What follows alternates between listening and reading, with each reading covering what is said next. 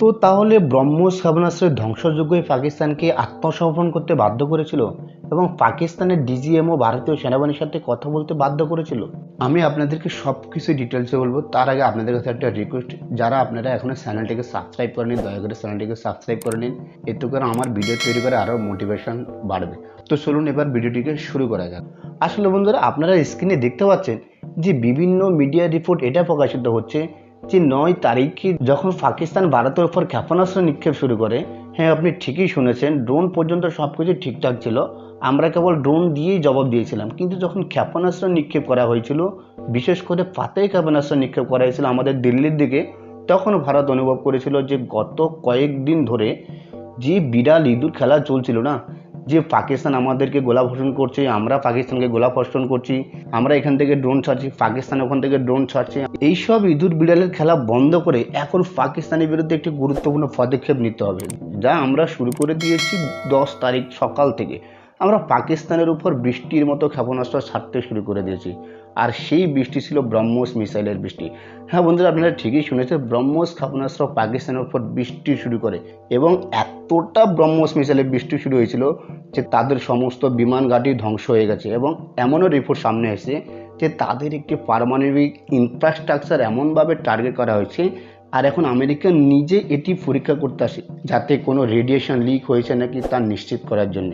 কিন্তু ব্রহ্মোস ক্ষেপণাস্ত্র ধ্বংসযোগ্য এতটাই ছিল যে পাকিস্তান তার আক্রমণ সামলাতে পারেনি। পাকিস্তানিরা জানতোই না যে ক্ষেপণাস্ত্রটি তাদের উপরে পড়েছে।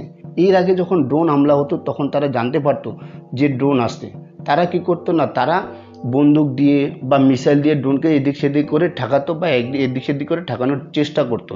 কিন্তু যখন ব্রহ্মোস ক্ষেপণাস্ত্র এতটাই দ্রুত যে বিশ্বের সেরা ক্ষেপণাস্ত্রগুলির মধ্যে একটি, তো এটিকে শনাক্ত করবে কি দিয়ে এবং এটিকে টার্গেট করবে কি দিয়ে, এটিকে শুট ডাউন করবে কি দিয়ে? কেননা যদি আপনি হিসাব করে দেখেন তাহলে বিশ্বের বুকে যত ক্রুজ মিসাইল আছে, আমাদের ব্রহ্মোস মিসাইল সবচেয়ে দ্রুততম ক্রুজ মিসাইল।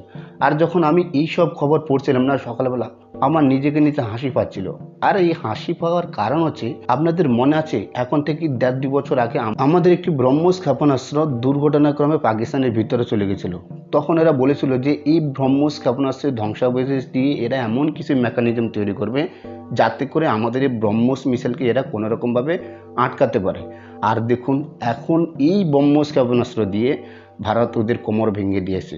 তখন তারা নিশ্চয়ই বুঝতে পেরেছে যে নকল করার জন্য একটা সামান্য বুদ্ধিমত্তার প্রয়োজন হয়, যা তাদের নেই। আর এখন আমি আপনাদেরকে এমন কিছু খবর বলবো যা তাদের ভয়ে হতবাক করে দিবে, কারণ তারা ইতিমধ্যে ব্রহ্মোস ক্ষেপণাস্ত্রকে ভয় পেয়েছে।